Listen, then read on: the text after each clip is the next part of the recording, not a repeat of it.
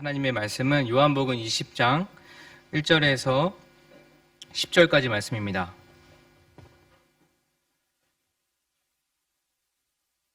요한복음 20장 1절에서 10절까지의 말씀, 저 한 절씩 교독하도록 하겠습니다.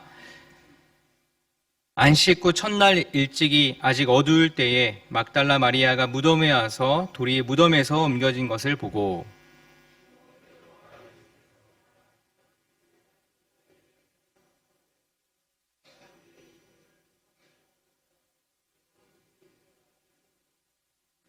베드로와 그 다른 제자가 나가서 무덤으로 갈새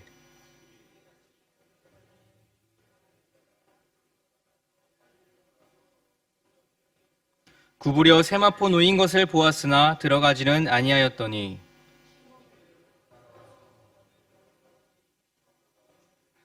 또 머리를 쌌던 수건은 세마포와 함께 놓이지 않고 딴 곳에 쌌던 대로 놓여 있더라.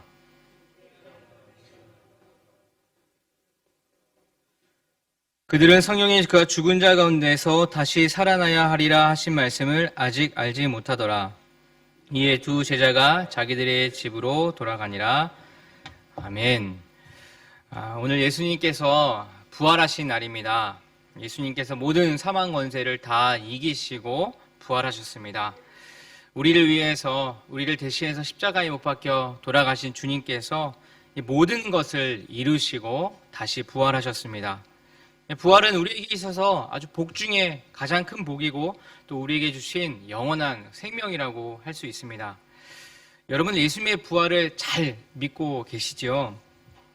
예수님의 부활은 즉흥적으로 일시적으로 일어난 사건이 아니라 예수님의 부활은 구약 시대부터 하나님께서 사용하시는 그 예언자들의 그 예언을 통해서 미리 알려진 사실이고 또 예수님 때 실제로 성취된 사실입니다. 그리고 부활은 예수님에게만 국한되는 그 사건이 아니라 예수님을 믿는 저희들, 예수님을 따라 사려고 하는 저희들에게도 동일하게 일어날 사건임을 믿고 감사합니다.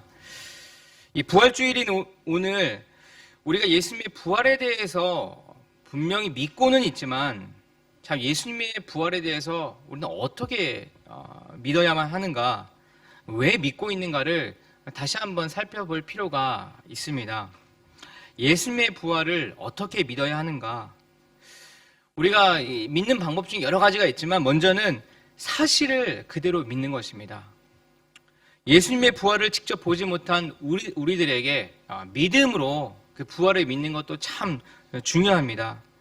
왜냐하면 예수님께서 부활하셨다라는 것은 세상의 어떤 존재도 흉내낼 수 없는 오직 전지전능하신 우리 하나님 아버지의 고유의 권한이기 때문입니다.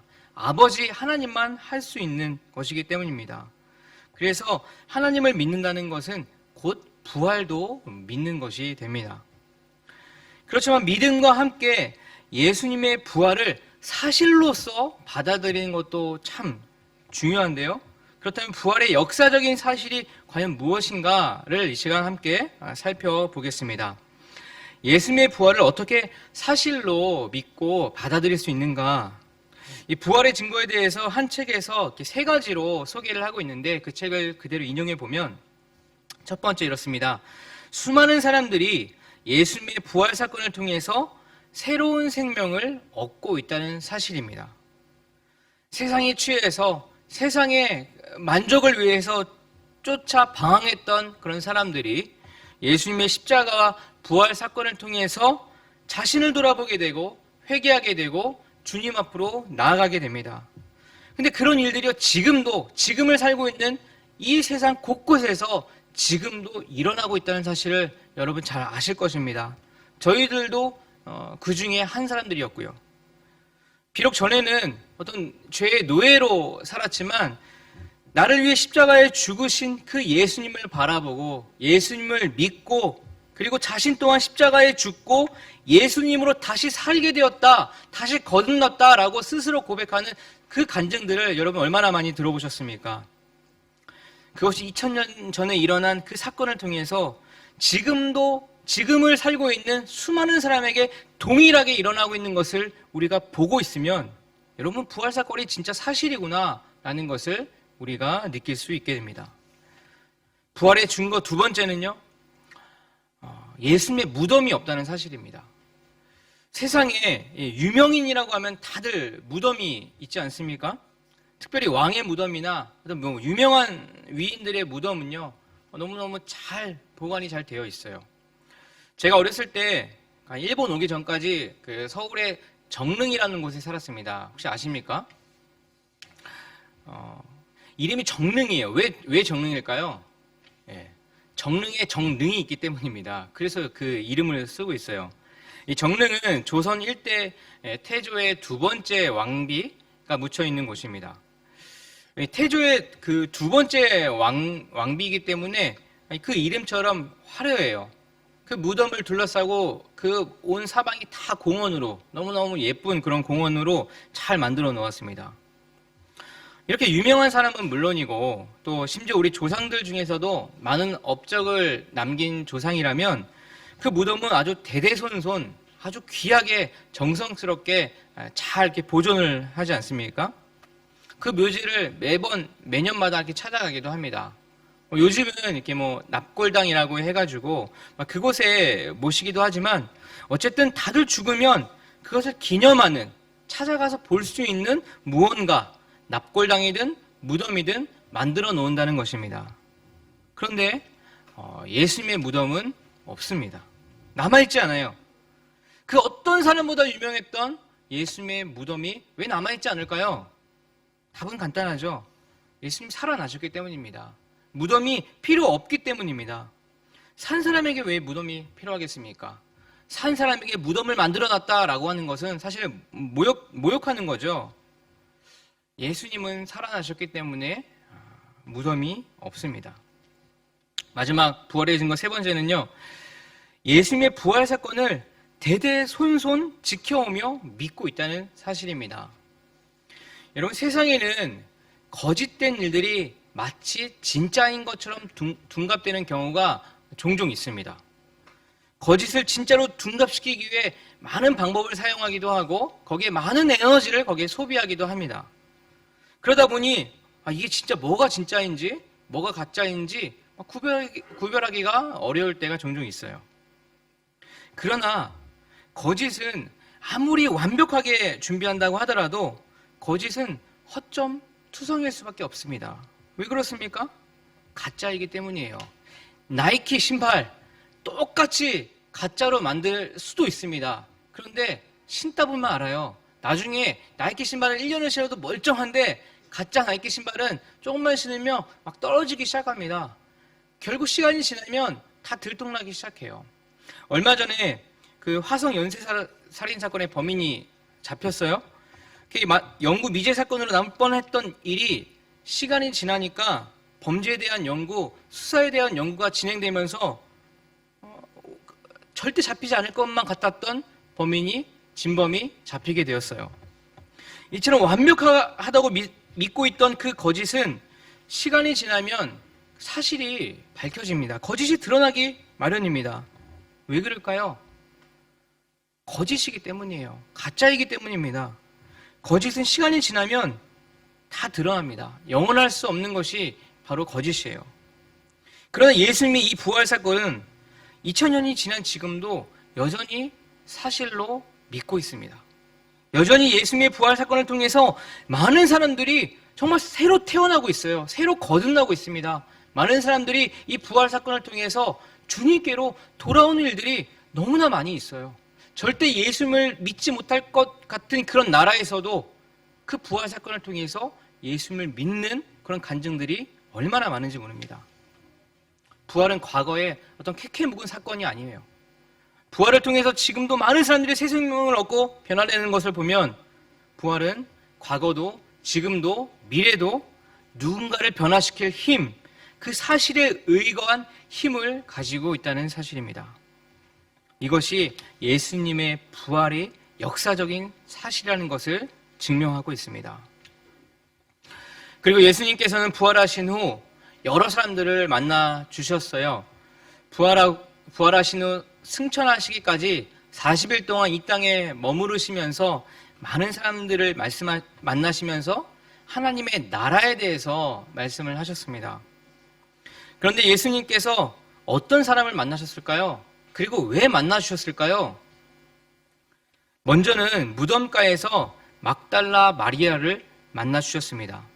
오늘 본문 1절 말씀 다시 보시면 안식 후 첫날 일찍이 아직 어두울 때에 막달라 마리아가 무덤에 와서 돌이 무덤에서 옮겨진 것을 보고 라고 기록이 되어 있어요. 이 막달라 마리아라는 특정한 인물이 나오는데요. 이 마가복음에는 막달라 마리아 외에 두 인물이 더 등장합니다. 야고보의 어머니 마리아와 살로메라고 하는 여인이 등장을 하죠. 처음으로 예수님께서는 이 여인 셋을 만나 주셨어요. 요한복음에는 막달라 마리아에 대해서만 언급을 하고 있는데 과연 그녀에게 어떤 특별한 것이 있었기에 예수님이 부활하신 후 처음 만날 수 있는 그런 특별한 복을 받게 된 것일까? 누가복음 8장 2절에 보면 이렇게 말씀합니다. 또한 악귀를 쫓아내심과 병고침을 받은 어떤 여자들 곧 7 귀신이 나간 자 막달라인이라 하는 마리아와 라고 기록이 되어 있어요. 7 귀신으로부터 고통을 당한 막달라 마리아에 대해서 언급을 하고 있죠. 바로 그 막달라 마리아입니다. 막달라 마리아가 예수님으로부터 고침을 받은 사람이에요.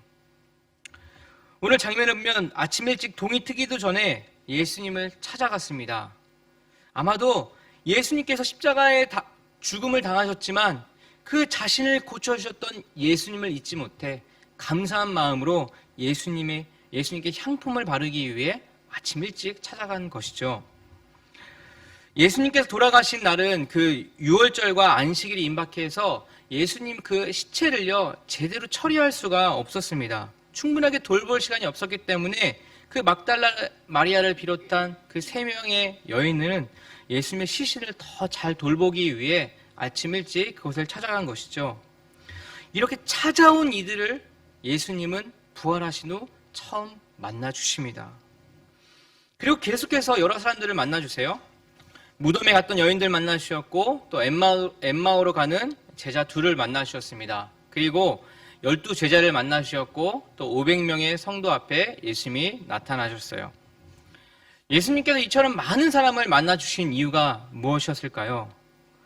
부활하신 후에 바로 하나님의 품으로 가실 수도 있었지만 예수님께서 이곳에 남으셔서 무려 40일 동안 이곳에 지내시면서 많은 사람을 만나 주신 이유가 과연 무엇일까? 부활이 너무너무 중요하기 때문입니다. 부활이 너무너무 중요하기 때문에 이 부활에 대해서 예수님 직접 보여주시기 위해 이곳에 남으셔서 많은 사람을 만나 주신 거예요. 근데 이렇게 중요한 사건임에도 불구하고 많은 사람들은 이 부활에 대해서 믿지 못했습니다. 구약에 그렇게 수많은 예언자들 통해서 그 부활을 예언했음에도 불구하고 심지어 제자들조차도 처음에는 부활을 믿지 못했어요.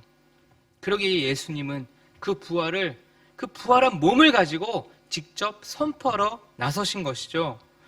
이것은 마치 내가 예수님을 만나라고 막 노력하거나 내가 예수님께로 막 찾아간 것이 아니라 마치 예수님께서 진짜 중요하기 때문에 나를 직접 찾아와 주시고 나에게 오신 것과 같이 예수님은 자신을 사랑하고 그 부활을 사랑하는 사람들에게 가셔서 직접 보여주신 것입니다. 부활이 없다면 기독교는 아무 의미가 없어요. 부활이 없다면 어쩌면 우리 같은 크리스찬들은요 제일 불쌍한 삶을 살고 있을지도 모릅니다. 예수님의 부활이 있기 때문에 우리에게는 영원한 구원, 영원한 생명이 주어진 것입니다. 예수님께서 십자가에서 우리 대신 대가를 치르시고 그냥 죽으심으로 십자가의 죽으심으로 모든 것이 끝났다면 부활하지 못하셨더라면 우리 또한 죄의 해결이란 고작 이 땅에 국한되는 것입니다. 이 땅에 국한된 용서와 이 땅에 국한된 구원에 불과할 것입니다. 죄만 해결된 거죠.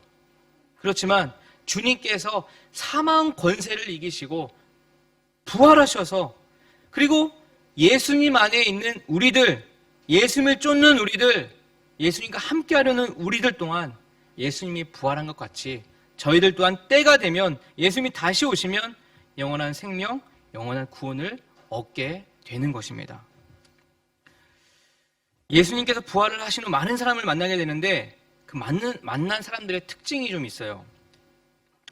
예수님은 자신을 못 박은 사람들, 자신에게 사형 판결을 승인한 빌라도, 종교 지도자들, 그런 군중들을요, 예수님은 벌하러 가지 않으셨어요. 자, 봐라! 내가 이렇게 부활하지 않았느냐? 너희들이 했던 죄를 내가 심판하겠다 하지 않으셨습니다. 예수님은 충분히 그들을 복수할 수 있었고 부활하신 모습으로 가셔서 보란듯이 그들에게 그 몸을 보여주실 수도 있었을 것입니다. 그러나 예수님은 그런 사람들에게 가지 않으셨어요. 부활 후 예수님께서 만났던 사람들은요, 예수님을 믿었지만 마음이 연약하여 예수님을 부인했던 사람들, 두려움에 떨고 있었던 사람들, 한때는 예수님을 믿었지만 십자가의 죽으심에 기가 죽어있던 사람들, 예수님을 끝까지 지키지 못했던 그의 제자들과 그를 사랑했던 사람들을 직접 찾아가셨습니다. 그런 들을 일부러 직접 친히 찾아가셨다는 것은 무엇을 의미하는 것일까요? 부활에 있어서는 복수, 미움, 불신, 죄, 이런 것들은 아무런 의미가 없다는 것입니다. 부활하셨는데. 부활은 이런 것과 비교할 수 없는 놀라운 것이기 때문에 예수님은 그들을 사랑했던 사람들, 예수님을 쫓았던 사람들, 하지만 순간 믿음이 약해져서, 순간 우리의 육신의 그 약함에 실망하고 부인하고 슬퍼했던 사람들을 예수님은 또다시 찾아가신 것입니다. 왜냐하면 부활은 그 전에 있던 실수, 불신, 이 모든 것을 다 덮을 만한 힘이 있었기 때문이에요. 그 중엔 제자들도 있었습니다. 안타깝게도 예수님을 3년 동안이나 동고동락하며 그렇게 따라다녔던 주님의 제자들조차도 예수님의 부활을 잘 몰랐어요. 그러나 예수님은 연약하고 무지한 그들을 직접 찾아가셔서 구멍난 손을 보여주시면서 실망하고 있던, 자책하고 있던 그들에게 찾아가서 하나님의 진짜 평강을 전해주십니다. 놀라운 부활 사건이죠. 전에 있던 모든 것을 한 번에 역전시키는 부활 사건입니다.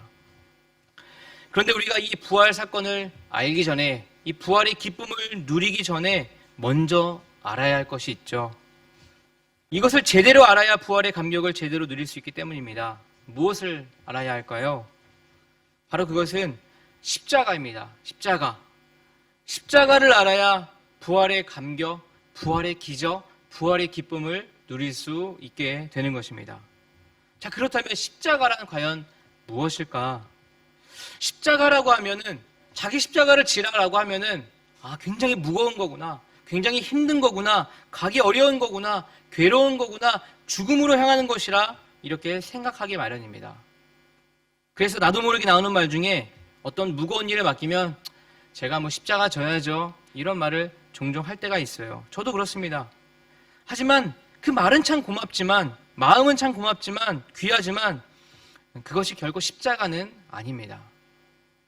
고린도후서 13장 4절 5절에 이렇게 말씀을 해요. 그분은 약하셔서 십자가에 못 박혀 죽으셨지만 하나님의 능력으로 살아 계십니다.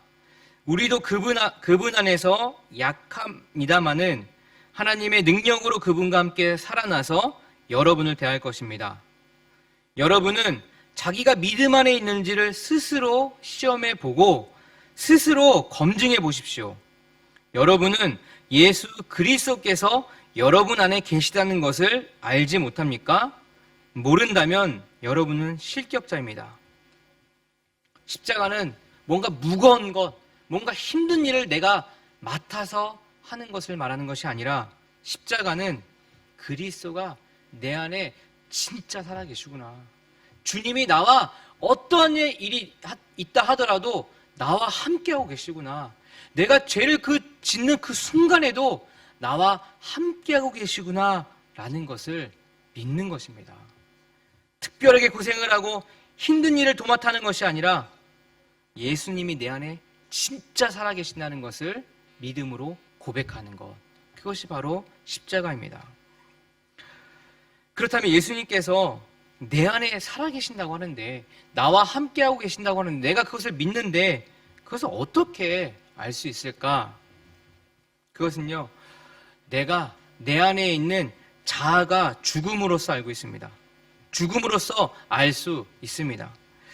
예수님은 부활하신 후 제자들 한 명 한 명을 찾아가 주셨어요. 제자들 중에서 늘 기억되는 사람 누구입니까? 베드로이지 않습니까? 베드로는 놀라운 고백을 주님 앞에 합니다. 주는 그리스도시요 살아계신 하나님의 아들이십니다. 라는 고백. 주님께서도 그 고백을 받으시고 너무 기뻐하셨습니다. 또한 예수님께 돌아가시기 전에 제자들의 발을 씻기실 때 베드로는 자신의 몸까지도 씻겨달라면서 예수님께 그 열정적으로 그 사랑을 고백하고 부탁을 했던 사람입니다. 그만큼 예수님을 사랑했고 예수님께 복을 받고 싶어 했던 인물이에요. 그러나 베드로, 평생을 예수님을 쫓기로 해서 모든 것을 버렸다는 베드로가 예수님의 그 십자가 앞에, 그 예수님이 잡힌 그때 너무너무나 두려워서 예수님을 무려 3번이나 부인을 하게 됩니다. 예수님을 저주까지 하면서 예수님을 저버리는 행동을 하게 되는 것이죠. 세상의 시선으로 보면 그것처럼 얼마나 비겁하고 얼마나 위선적인지 모릅니다. 베드로가 두려움에 순간적으로 예수님을 그렇게 부인하긴 했지만 사실 베드로는 너무너무 주님을 사랑했던 사람입니다. 예수님을 부인하는 그 순간, 예수님이 네가 닭이 울기 전에 3번 나를 부인할 거야 라고 했던 것을 기억하면서 내 입술로 고백하는 그 베드로의 마음, 얼마나 괴롭고 얼마나 힘이 들었을까요? 그런데 이와 같은 일, 베드로와 같은 일은요, 사실 저희 삶에도 계속해서 나타나고 있습니다. 저희들도 주님을 사랑하죠. 은혜를 주십니다. 주님의 사랑을 알게 되었어요. 그래서 이제는 정말 주님 뜻대로 살겠노라고, 주님의 그 마음에 내가 합당한 삶을 살겠노라고 몇 번이고 고백을 하게 됩니다. 그러나 우리가 살면서 번번이 무너질 때가 참 많이 있습니다. 이 죄는 노력한다 하더라도, 결단한다 하더라도 절대로 막을 수가 없어요. 노력했지만 결국 지는 자신을 볼 때마다 얼마나 자책감이 드는지 모릅니다. 그러므로 죄란 더 이상 노력으로 극복할 수 없구나, 결단한다고 되는 게 아니구나 라는 결론을 우리 스스로 내려야 합니다. 그럼 도대체 이 죄를 어떻게 해결할 수 있을까? 노력을 지금까지 했는데, 믿고 있는데 더한 노력이 우리에게 필요할까요? 그렇지 않습니다. 죄는 죽어져야 돼요. 죄는 죽어야 해결이 되는 것입니다. 다시 말해, 죄를 짓는 내 자아가 죽어야 한다는 것입니다. 근데 여러분, 사실 말이 쉽죠. 내 자아가 죽어야지 죄를 이길 수 있어 라고 하지만, 여러분, 내 자아가 죽습니까? 어떻게 죽일 수 있겠습니까? 유명한 성인군자처럼 내 자아를 죽여야지 한다면서 평생 그 자아가 죽어질까요? 이번 고난주일 아마 자신의 자아를 죽이면서 열심히 살아왔던 분들 계실 것입니다. 근데 한 주만 지나면요, 또 자아가 꿈틀꿈틀대며 또 살아납니다. 자아를 죽인다고 해서 이게 평생 가지 않아요. 잠깐 그렇게 보일 뿐입니다. 그렇다면 내 자아가 죽는다는 것은 과연 무엇일까? 그것은 나의 연약함을 솔직히 고백하는 것입니다. 내가 할 수 없다는 것을 주님 앞에 솔직히 고백하는 거예요.